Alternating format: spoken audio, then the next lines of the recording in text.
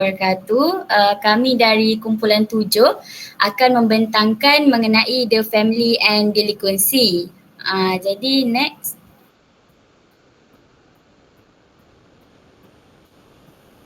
Jadi kumpulan kami ni terdiri daripada 3 orang, iaitu Nurul Atirah, saya sendiri, lepas tu Rabiatul Adawiyah Atul dan Nik Nur Aina Atikah Aina. Okay, next. Okay, jadi sebelum kita tahu lebih lanjut mengenai the family and delinquency ni, kita tengok dulu kepada dia punya introduction. Okay, jadi the connection between family factors and delinquency has been suspected for as long as there has been societal response to youthful offending.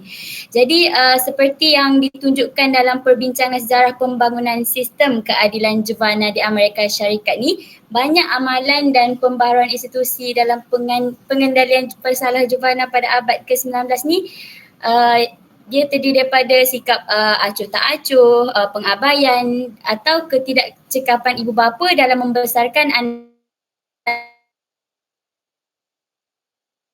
Institusi awal ni dia menunjukkan bahawa ramai daripada banduan atau wad kemudahan tu macam pusat pemulihan macam tu adalah terdiri daripada kanak-kanak yang berlatar belakangkan mereka yang kehilangan seorang atau kedua ibu bapa. Sebab ibu bapa mereka tak dapat bagi contoh yang baik. Jadi alasan awal mengenai peranan keluarga dalam menghasilkan atau mencegah delinkuensi ni ialah mereka beranggapan bahawa keluarga biasa ni terdiri daripada kedua ibu bapa. Jadi keluarga biasa ni dia sering dirujuk sebagai keluarga nuklear. Keluarga nuklear ni dia terdiri daripada ibu bapa dan anak-anak. Jadi next.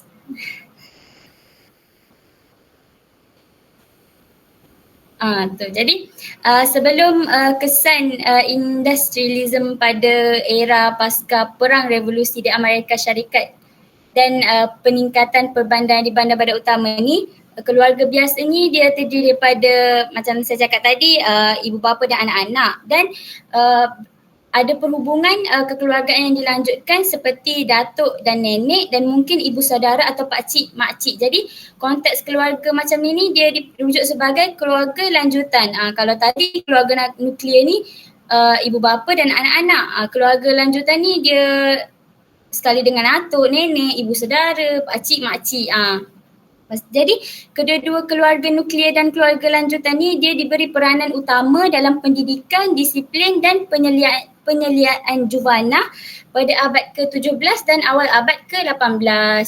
Jadi apabila populasi ni dia bertambah dan masyarakat Amerika ni dia menjadi lebih formal dan kompleks, pengaruh keluarga ni dia mula bagi laluan kepada sistem kerajaan tempatan dan negeri dalam perkara yang berkaitan dengan penjagaan dan pendidikan kanak-kanak, seperti yang dicadangkan oleh penggunaan doktrin parents patriae dalam keputusan mahkamah yang memberikan hak kepada kerajaan untuk mengeluarkan juvana dari mahkamah tanpa kebenaran ibu bapa demi kepentingan terbaik kanak-kanak tu.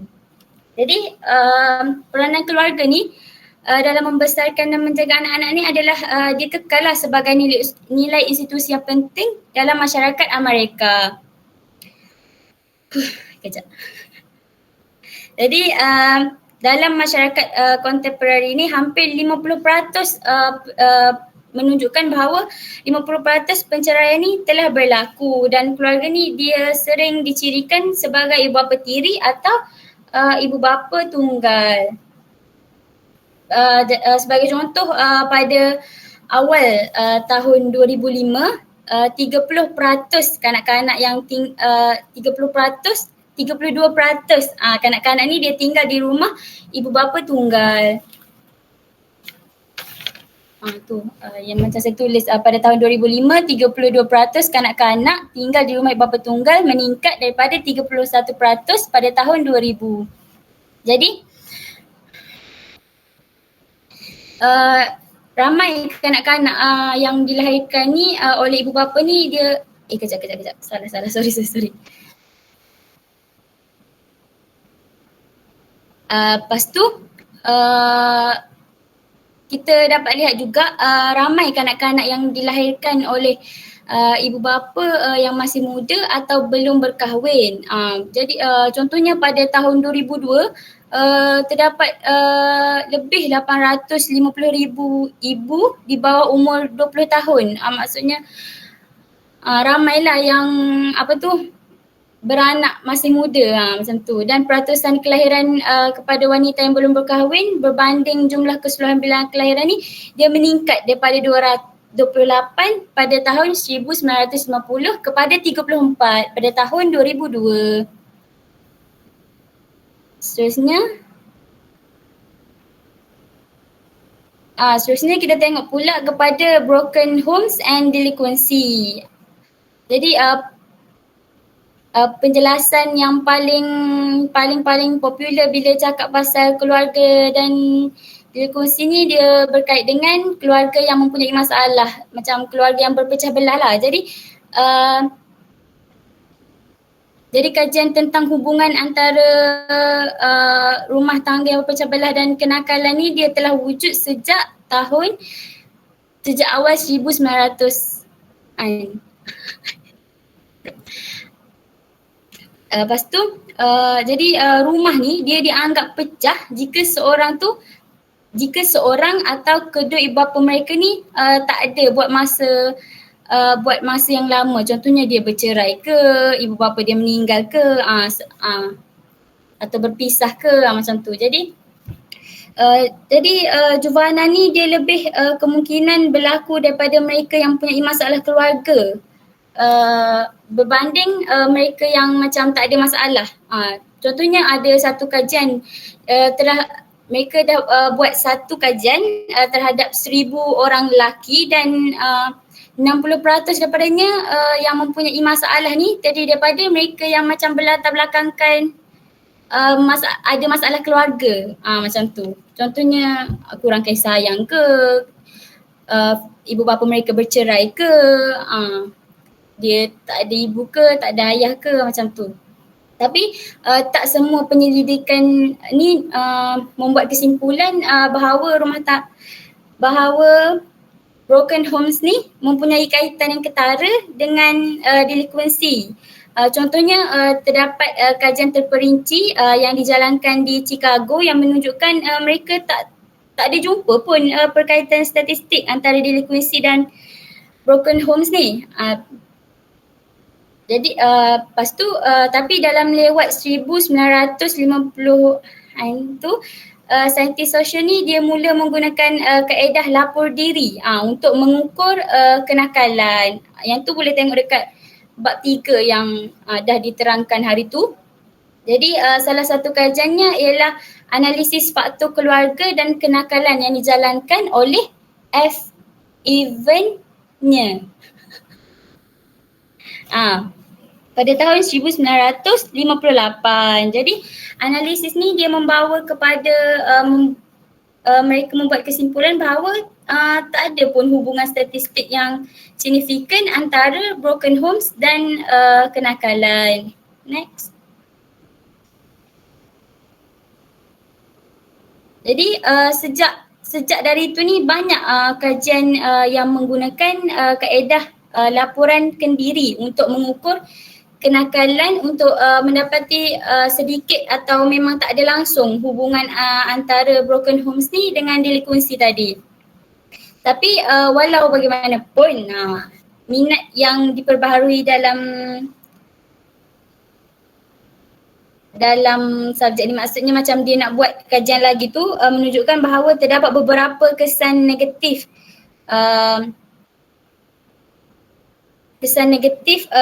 terhadap broken homes dan delinquency ni terhadap kanak-kanak, termasuk kesan jangka panjang. Sebagai contoh, kajian terhadap 1 juta kanak-kanak di Sweden ni menyimpulkan bahawa kanak-kanak yang dibesarkan dalam keluarga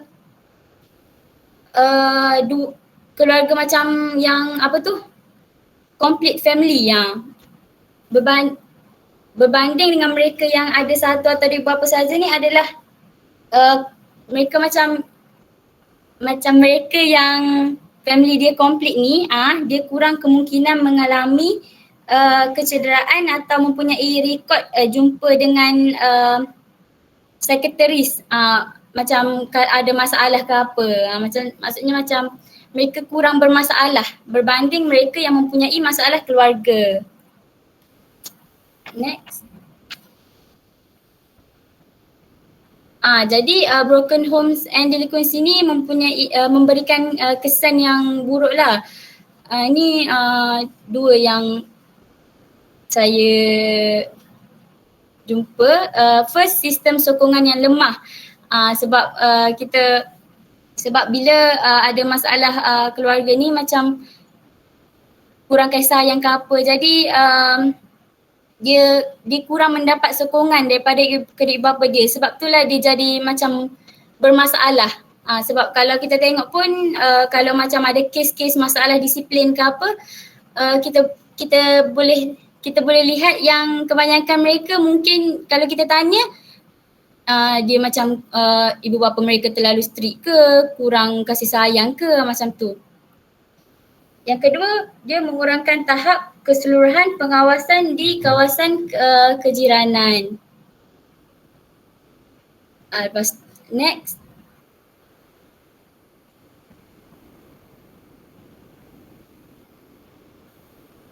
Jadi kita tengok pula lebih lanjut mengenai hubungan keluarga dan delinquency ni. Jadi saya serahkan kepada Atul. Okay, terima kasih Atira. Boleh dengar kan? Okay, baiklah. Dengar.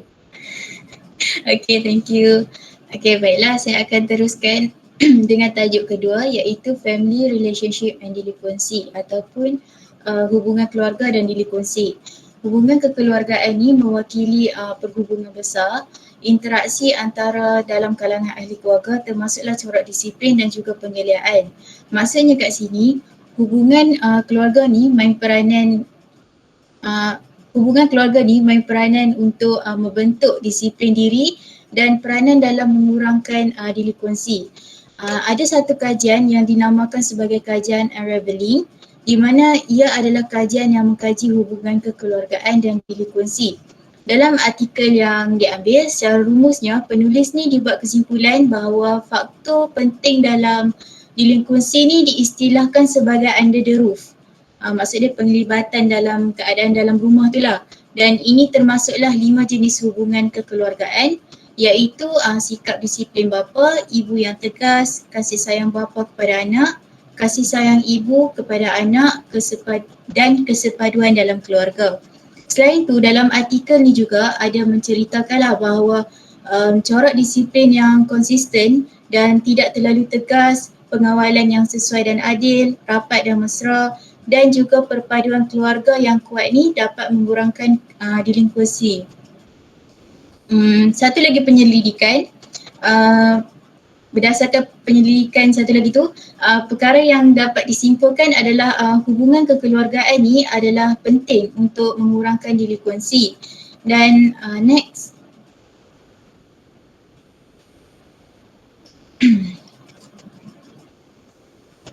Dan berikut ni dalam slide ni adalah gambaran lah keseluruhan senario yang diceritakan bawah topik family relationship and delinquency tu, macam mana hubungan kekeluargaan ni boleh membawa kepada delinquency. So boleh tengok lah dekat slide tu, hubungan kekeluargaan yang tidak kukuh ni boleh terjadi atas faktor ibu bapa yang sering memanjakan anak, ibu bapa bercerai dan juga pertelingkahan ahli keluarga. Mungkin atas sebab faktor-faktor tertentu lah macam kewangan ke ataupun ketidakserasian. Dan faktor-faktor ni akan menyebabkan anak-anak ni memberontak atau menentang. Dan bila ibu bapa bercerai, anak-anak ni dia akan terasa tertekan dan juga kurang kasih sayang. Dan yang ketiga, kanak-kanak ni dia akan meniru perlakuan ibu bapa di rumah dan melakukannya di sekolah atau tempat awam. Jadi kita boleh tengoklah kesan daripada hubungan kekeluargaan tu, dia boleh memberi kesan yang negatif kepada anak-anak. Contohnya macam kesan dia, kanak-kanak ni dia bertindak agresif, dia bawa tingkah laku yang dia perhatikan tu dia bawa keluar. kemudian kanak-kanak ni mula menjauhkan diri dan cari perhatian dengan cara lain, dan kanak-kanak ni dia akan boleh jadi hilang hormat lah kepada guru, mula mencari rakan sebaya yang sekepala ataupun ajaklah kawan-kawan sebaya tu untuk membuat delinquency. So next.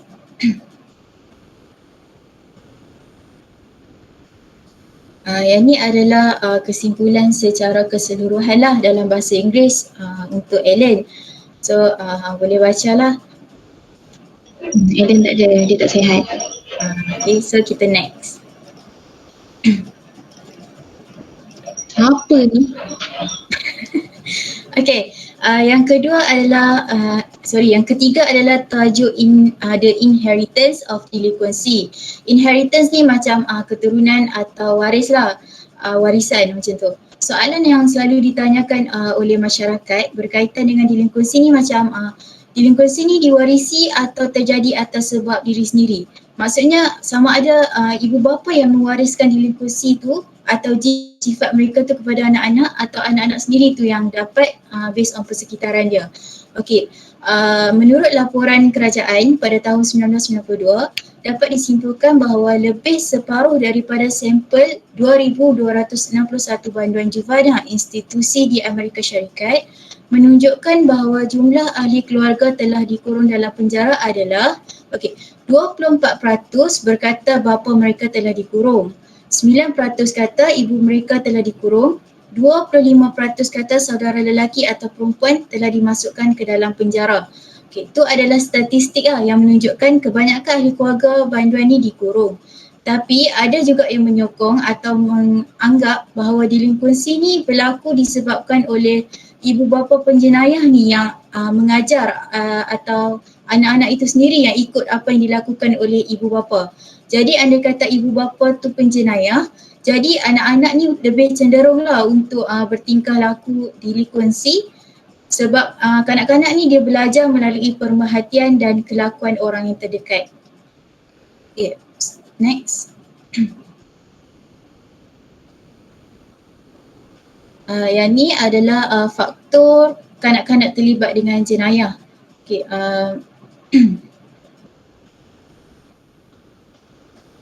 okay. Yang pertama sekali adalah ibu bapa tidak sedar bahawa mereka melakukan jenayah dan mengajar anak-anak untuk melakukan perkara yang sama. Yang ni berkaitan dengan yang saya cakap tadi lah. Kanak-kanak ni dia belajar melalui tingkah laku dan pemerhatian. Bila dia tengok kalau dari kecil dia nampak ayah dia tu kaki pukul, so bila dia besar dia pun boleh buat balik benda macam tu. Yang kedua, ibu bapa mempunyai hubungan yang tidak rapat dengan ahli keluarga. Maksudnya bila ibu bapa ni dia tak ngam dengan anak-anak ataupun dia tak boleh masuk dengan anak-anak, anak-anak ni mesti akan buat hal sendiri kan, ataupun dia akan abaikan ibu bapa.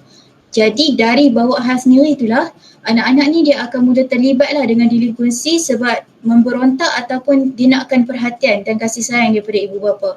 Dan yang ketiga adalah kurang kawalan diri. Maksudnya ibu atau bapa yang jenis memukul, menampar ataupun menjerit ni akan menyebabkan anak-anak ni rasa rimas dan rasa nak memberontak. Selain tu, boleh jadi kanak-kanak ni ikut perlakuan ibu bapa itu dan bawa keluar rumah. Contoh macam kat sekolah kan, bila mereka tengok dekat rumah mak atau ayah bergaduh menggunakan pukul ke, menjerit ke, so bila dia tengok benda tu dia akan bawa ke sekolah. Dia akan buat benda tu mungkin pada rakan sebaya ataupun pada guru-guru. Okay, next.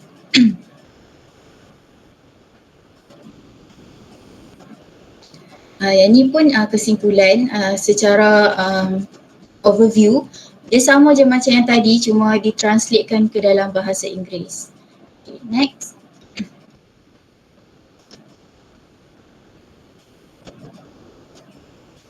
Tajuk yang keempat adalah corporal punishment and delinquency. Corporal punishment tu maksudnya macam hukuman dera. Macam yang kita semua tahu, orang zaman dulu ni kebanyakan ni menggunakan hukuman fizikal atau hukuman badan ni sebagai salah satu cara untuk dia pendidik anak-anak. Tapi tu zaman dulu lah, sekarang ni kita jarang dah tengok hukuman fizikal ni dilakukan kepada kanak-kanak kan. Kalau ada pun mungkin tak ramai. Jadi dalam tajuk ni kita nak tengoklah berkaitan hukuman dera ni dengan delinquency. So dekat sini adalah kajian-kajian yang dijalankan. Saya baca ya. 90% ibu bapa Amerika menunjukkan mereka telah memukul anak-anak mereka pada usia 5 tahun. Dan pukulan seolah-olah menjadi perkara biasa di kalangan keluarga kaya ataupun keluarga miskin. Kemudian Murray Strauss dan rakan-rakannya mengemukakan bukti persuasif bahawa hukuman fizikal terhadap kanak-kanak boleh membawa kepada akibat negatif yang jangka panjang, termasuklah tingkah laku ganas dan juga delikuen.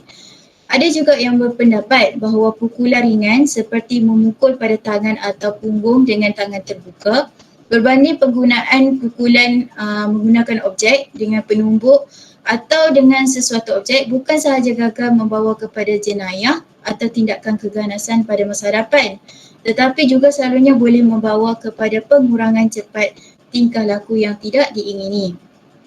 Okey, hukuman fizikal, next.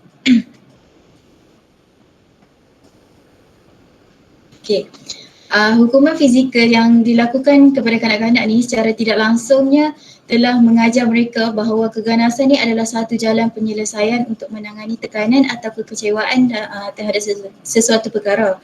Maksudnya bila dah terbiasa gunakan keganasan kepada kanak-kanak ni, mereka akan anggap untuk selesaikan sesuatu masalah tu kita kena gunakan keganasan. Okay. Yang kedua, antara negara yang mengharamkan hukuman macam menggunakan hukuman fizikal ni sebagai satu bentuk disiplin adalah Denmark, Finland, Jerman, Itali dengan Norway.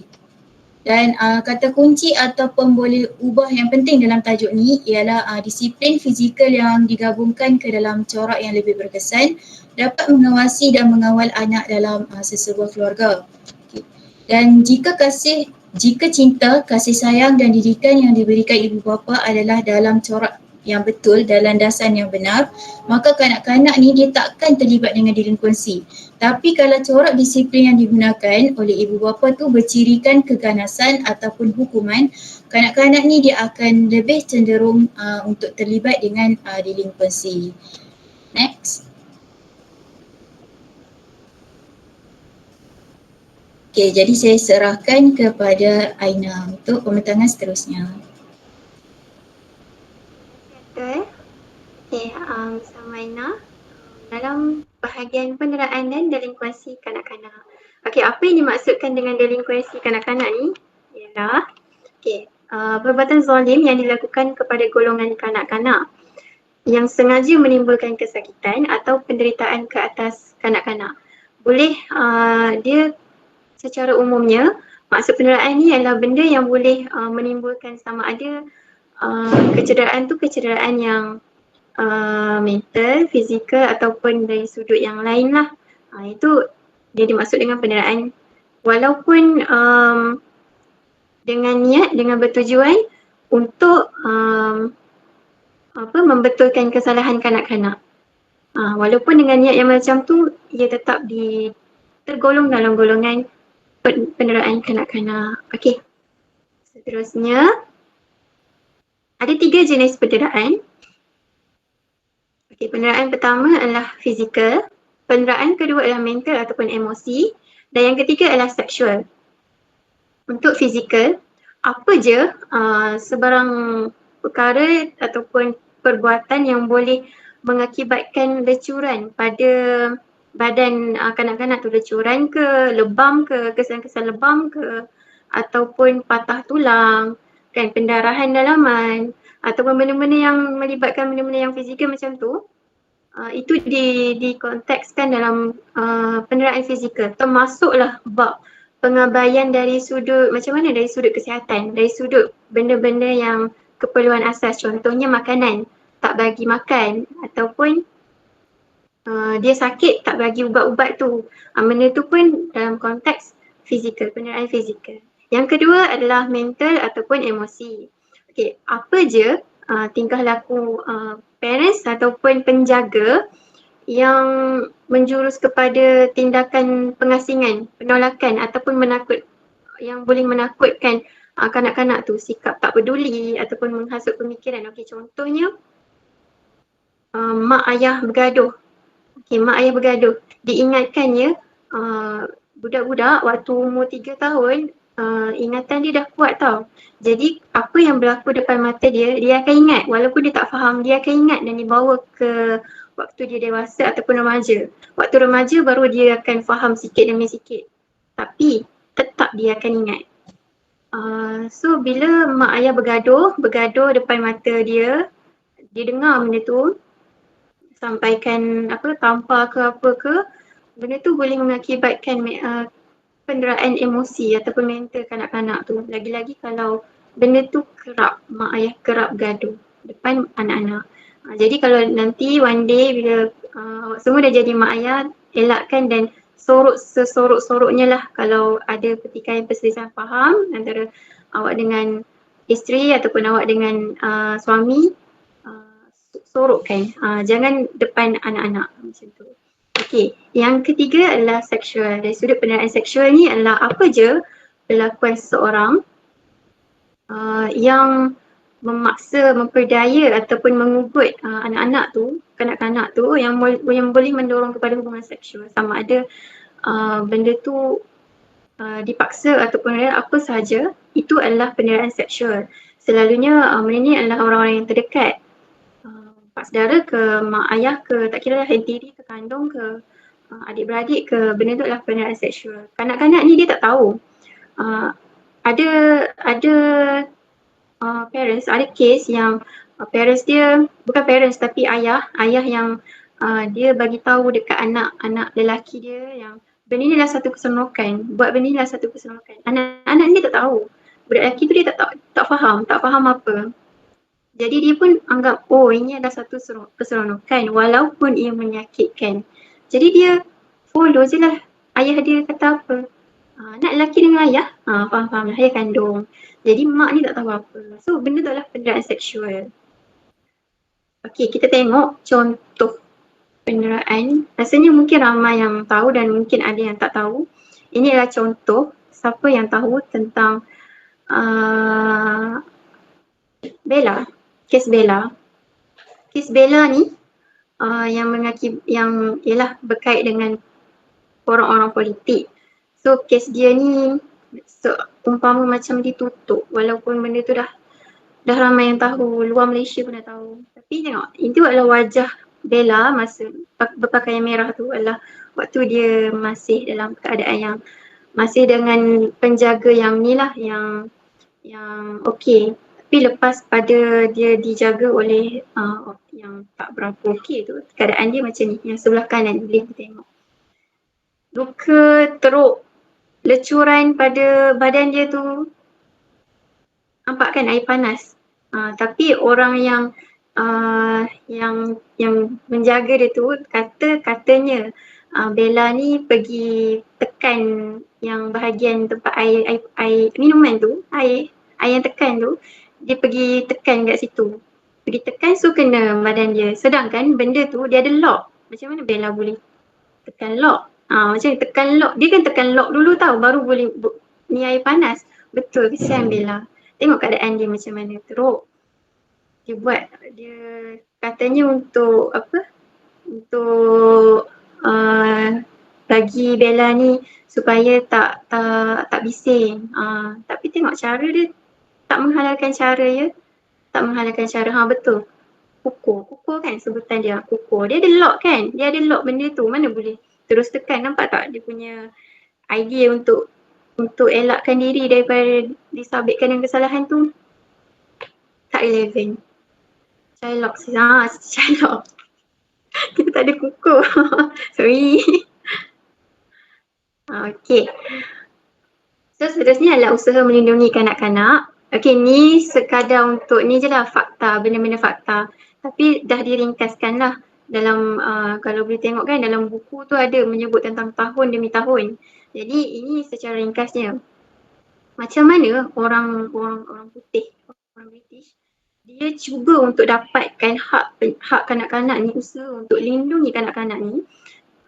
Pada tahun 1641, dia start, undang-undang ni start diluluskan oleh Badan Kebebasan, termasuklah untuk larang daripada mak ayah ni dera kanak-kanak ataupun penjaga dera kanak-kanak. Okay. Kemudian masuk tahun 1860, nampak 1641 dengan 1860, perbezaan tahun yang amat ketara. Pada tahun 1860 dibincangkan tentang 32 butiran kanak-kanak yang telah dipukul sehingga menyebabkan kematian. Kan orang dulu dia selalu mindset dia orang dulu ni macam pukul untuk mendidik, kan? Ada kan? Selalu kita dengar disiplin untuk mendidik, selalu kita dengar kan. Sebenarnya benda tu mungkin orang dulu dia tak ni lagi, apa panggil, pengetahuan dari sudut kecederaan dalaman emosi semua ni tak berkembang lagi. Sekarang ni dah berkembang. So yang bakal-bakal mak ayah kena alert lah benda-benda macam ni. Ingat macam mana kita tak nak diri kita jadi waktu kecil. Apa yang kita nak waktu kecil, macam tu lah kita kena fahami anak-anak. Apa yang kita tak nak waktu kecil, macam tu lah kita kena fahami anak-anak.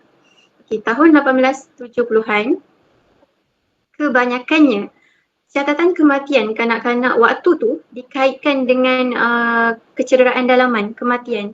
Kecederaan dalaman, macam mana boleh terjadinya kecederaan dalaman sedangkan dia di bawah jagaan penjaga dia ataupun parents dia.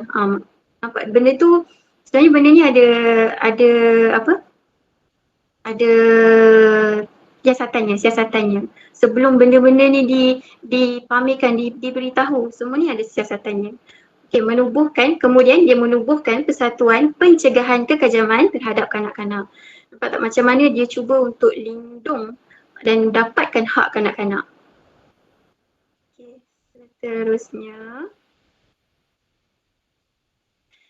Last tahun pertengahan 1960, dia mula memperkenalkan konsep sindrom anak better child kepada American Academy of Pediatrics. Mereka ni dia start untuk pelbagaikan usaha, pelbagaikan cara demi diorang nak lindung kanak-kanak ni, anak-anak ni daripada disiplin mak ayah yang over, yang terlalu sehingga menyebabkan berlakunya kes penderaan, sehingga ia dijadikan dalam konteks kes penderaan.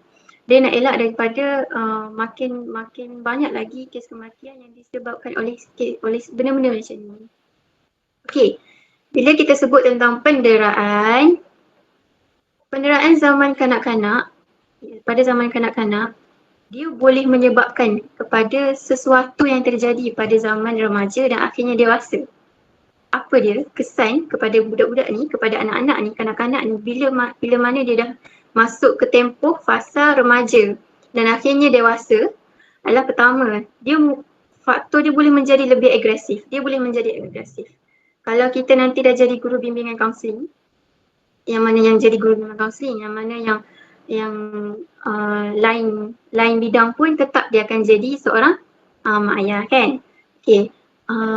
Bila kita tengok budak tu nampak agresif, rata-rata akan cenderung, ramai cikgu yang cenderung untuk judge. Dia orang kata budak ni nakal, budak ni perangai teruk, budak-budak kelas hujung ni perangai memang macam ni. Jarang yang cuba untuk memahami, yang kata mesti ada sebab kenapa budak ni jadi macam ni. Jarang. Jadi kita golongkanlah diri kita dalam golongan yang jarang tu, supaya kita cuba untuk memahami mereka. Okay. Yang kedua adalah memukul dan mendera anak atau pasangan sendiri. Okey, ada sesetengah kanak-kanak yang bila dia remaja, dia orang panggil apa, model, dia copy balik apa yang berlaku dalam masa dia kanak-kanak kepada orang lain, kepada anak dia, kepada isteri dia ataupun suami dia. Ada ya yang isteri dera suami, ada ya. Memang dalam dunia ni tak ada yang tak ada. Memang ada yang dera suami. Lepas tu dera anak tu memang kita selalu dengar lah kan. Lepas tu suami yang dera isteri. Tak kira lah atas faktor cemburu ke, atas faktor apa sekalipun. Lepas tu ada juga yang kena dera waktu kecil, tapi dia ada letak satu pendirian yang bila dia besar, dia tak nak benda tu jadi pada anak dia, pada pasangan dia.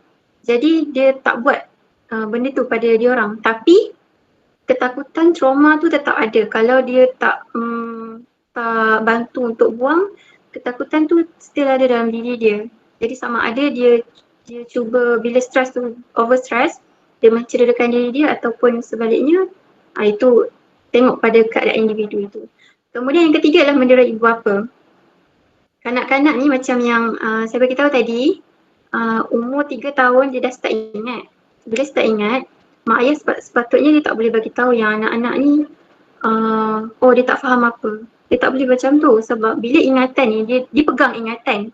Dia ingat kes tu, dia ingat benda tu. Bila dia dah start makin lama makin besar, dia makin faham, makin faham, makin faham.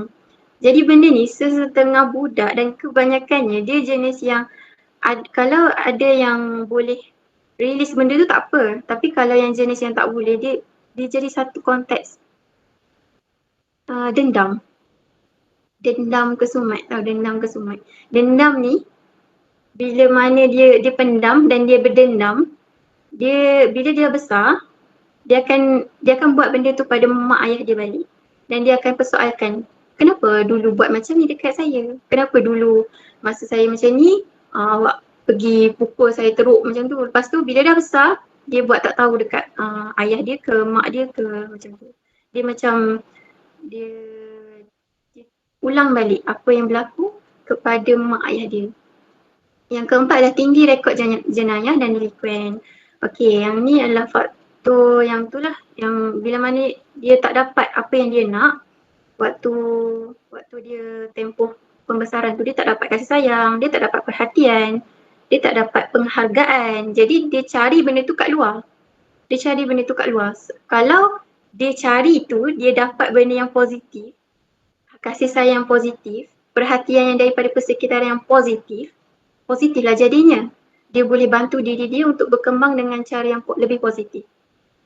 Tapi kalau dia terjebak dengan cara yang negatif, maksudnya persekitaran yang negatif, kawan-kawan yang negatif, dia dapat pasangan pun jenis yang boleh merosakkan diri dia, maka negatif lah. Yang ni menjadi sebab tingginya rekod jenayah dan delikuen. Okey, yang akhir sekali mempunyai penyakit mental dalam keluarga. Okey, penyakit mental dalam keluarga ni bila dia pendam, awak tahu belon yang kita tiup tu, umpama belon, bila kita pendam, kita tiup belon tu daripada kecil, kita tiup, makin besar, tiup lagi, makin besar, tiup lagi, besar, sampai satu masa bila benda tu dah terlalu ni, kita tak lepaskan angin tu, kita biar je kat dalam, dia akan jadi pecah. Macam itulah emosi mental seseorang. Kalau kita terus memendam tanpa mencari inisiatif lain untuk meluah ke apa ke, cari jalan penyelesaian ke, benda tu akan jadi pecah dalam diri kita. Bila pecah, itu yang boleh menjadi isu mental, penyakit mental tu. Termasuklah kalau kalau waktu mak tu mengandung, contoh dia mengandungkan kita, lepas tu mak tu dia ada konflik, dia over stress. Kesannya boleh terjadi kepada kita dalam kandungan. Bila kita dilahirkan apa semua, kesan tu boleh jadi pada kita. Okey, seterusnya pencegahan. Okey, untuk pencegahan, yang pertama main untuk diri manusia adalah berkasih sayang. Benda pertama, siapa yang tak nak dihargai, siapa yang tak nak diberi perhatian, siapa tak nak diberi kasih sayang kan, semua nak disayangi. Jadi ini yang pertama kalau nak bantu manusia, pertama sekali salurkan memberi kasih sayang. Kasih sayang ni, dia adalah raja kepada hati. Hati, dia memerlukan kasih sayang. Jadi persekitaran dari sudut adik-beradik, dari sudut keluarga, tak kira keluarga yang bapa saudara macam mana ke, lepas tu kawan-kawan, penting salurkan kasih sayang ni. Jadi bukan kita je, bukan hanya berkasih sayang dengan diri sendiri, tapi berkasih sayang dengan orang lain juga. Okay? Yang kedua adalah mak ayah, dia kena ubah cara pendekatan dengan anak. Tak semestinya nak disiplinkan anak-anak perlu dengan cara yang terlalu tegas. Sampai lebam, sampai patah tulang, sampai cedera yang pendalaman, tampar ni sampai berdarah, bergenang telinga. Tak semestinya. Disiplin perlu. kasih sayang pun perlu, sederhana. Sederhana maksudnya disiplin dengan cara yang betul, bukan dengan cara yang kekerasan. Manja dengan disiplin, kita perlu manage benda tu tengah-tengah. Tak boleh terlalu memanjakan dan tak boleh terlalu disiplin yang terlalu ketat. Dia sederhana. Okey, seterusnya adalah penglibatan secara positif oleh pihak sekolah. Okey, tak semestinya bila kita jadi guru kaunseling one day kalau lah kita jadi guru kaunseling. Kalau kita jadi guru bimbang kaunseling nanti, penting untuk kita terlibat secara positif dengan pihak sekolah untuk tahu macam mana cara bantu anak-anak ni, budak sekolah ni untuk cegah daripada benda-benda yang delinkuan, daripada berlakunya delinkuensi. Sikit tak apa, dapat ubah sikit pun tak apa, asalkan ada perkembangan. Daripada kita biarkan je, ikutlah, nak datang, tak nak datang sudah. Tak boleh lah macam tu. Dah kita berani ambil tanggungjawab, teruskan dengan tanggungjawab tu. Kita tak mampu untuk ubah semua, dan kita tak mampu untuk bantu semua, sekurang-kurangnya kita usaha.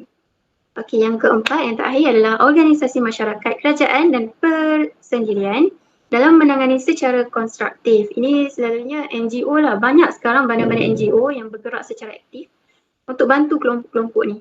Macam mana yang ada sesetengah kan, macam lecturer kita ada yang masuk kan, bandar-bandar untuk bantu remaja-remaja yang macam ni.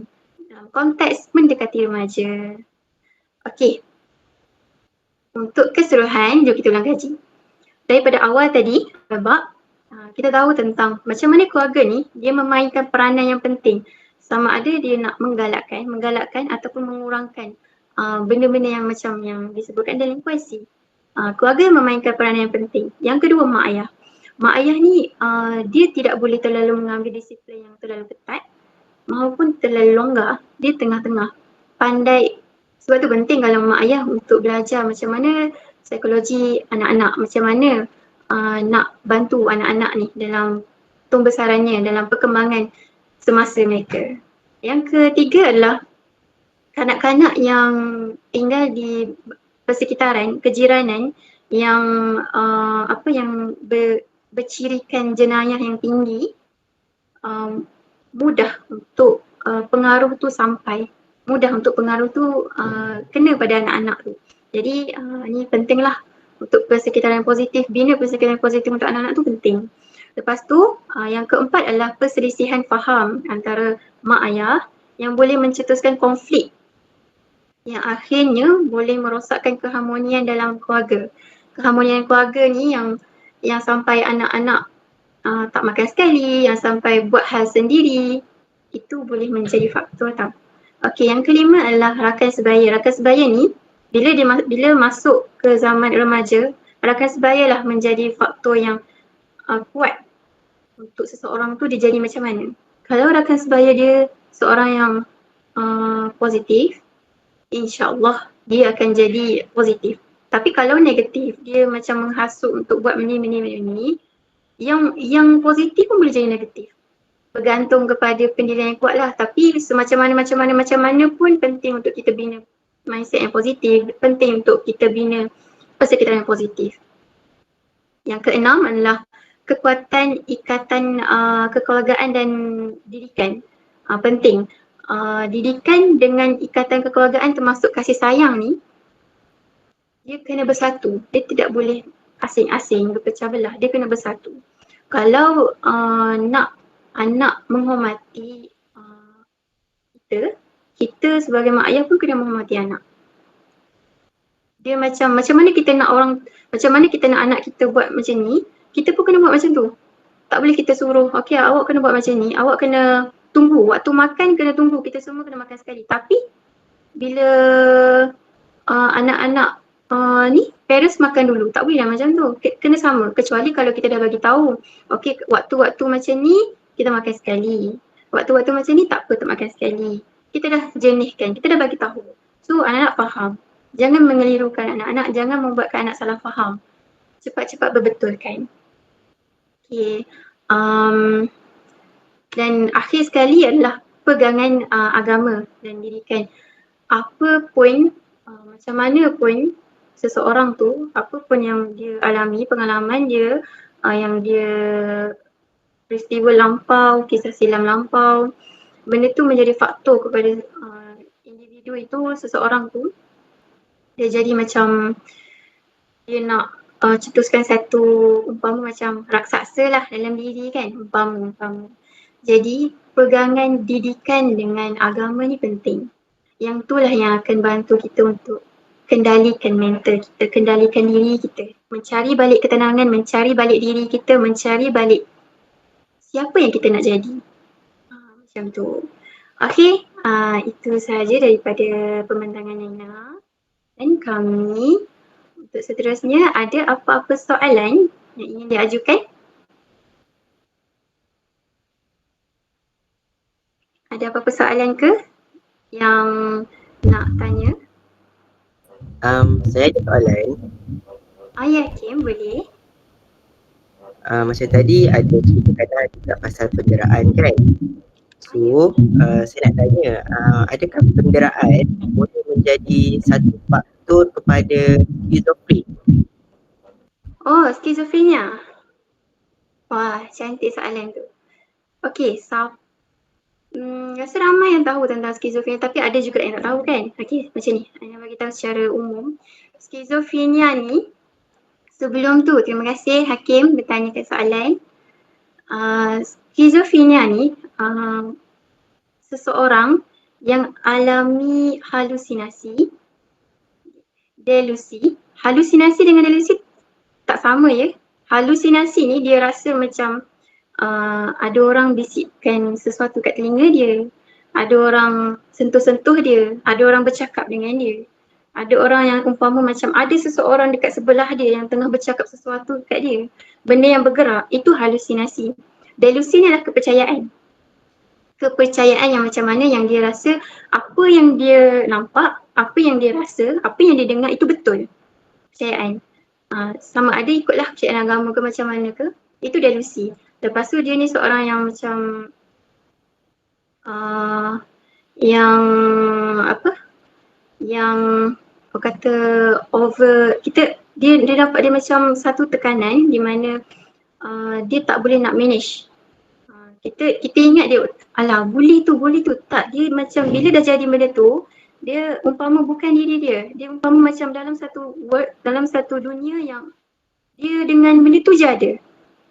So dia macam nak atasi benda tu macam umpama macam dia tak boleh nak kawal diri dia. Itu skizofrenia. Okey, macam mana yang soalan Hakim tanyakan tadi, adakah penderaan ni boleh menjadi faktor kepada skizofrenia? Boleh. Secara umumnya kita tahu 3 faktor genetik. Skizofrenia ni faktor genetik, komplikasi kehamilan, waktu hamil dengan waktu mengandung. Sebab tu masa mak mengandung, doktor akan bagi tahu jaga emosi, perasaan semua sebab penting. Kalau waktu tu mak dia over stress, benda tu akan disalurkan kepada anak. Anak bila dilahirkan, bila besar, dia akan turut sama macam tu. Atau mungkin lebih lagi. Yang ketiga sebab faktor kimia dalam otak. Jadi kenapa penderaan ni boleh menjadi faktor? Nama lagi faktor. Faktor ni cabang. Jadi bila berlaku penderaan waktu kecil, dia menjadi faktor kepada seseorang itu menjadi mental issue macam pendaman. Dia bermula dengan pendaman dan akhirnya menjadikan diri dia seorang yang dia tak kenali siapa diri dia. Macam tu. Jadi Hakim, adakah menjawab soalan? Ya, Aina jelas. Menjawab soalan? Ya, betul jawab. Okey, terima kasih Hakim. Seterusnya. Okey, soalan bergerak sikit ya. Soalan pertama. Ini apakah faktor kanak-kanak terlibat dengan jenayah? Siapa nak jawab? Nak jawab. Silakan Fisha. apakah faktor kanak-kanak terlibat dengan jenayah kan? Ibu bapa kurang kawalan diri. Yang kedua, ibu bapa tidak sedar bahawa mereka melakukan jenayah dan mengajar anak-anak untuk melakukan perkara yang sama. Dan last kali, ibu bapa mempunyai hubungan yang tidak rapat dengan ahli keluarga yang lain. Okey, itu saja. Okay, betul ke geng? Betul. Betul. Okay, tanya Fisha. Nanti tuntut tau. Duit raya kena.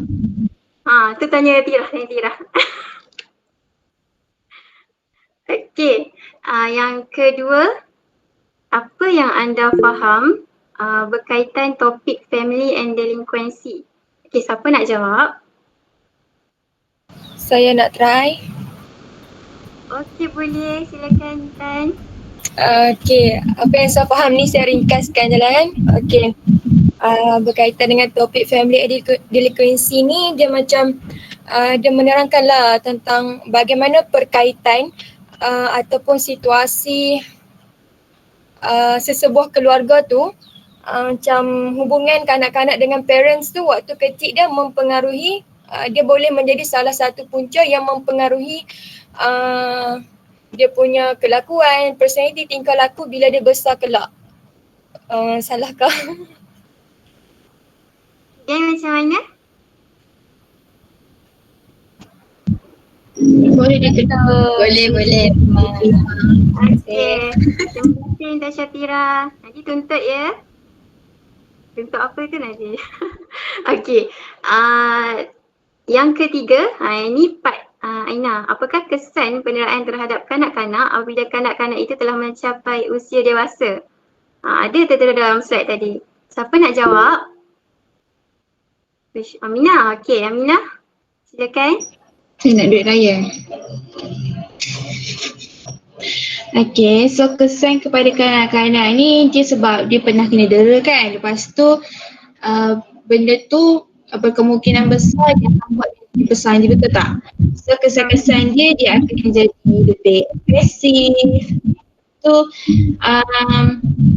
mungkin juga dia boleh dera ibu bapa dia sendiri.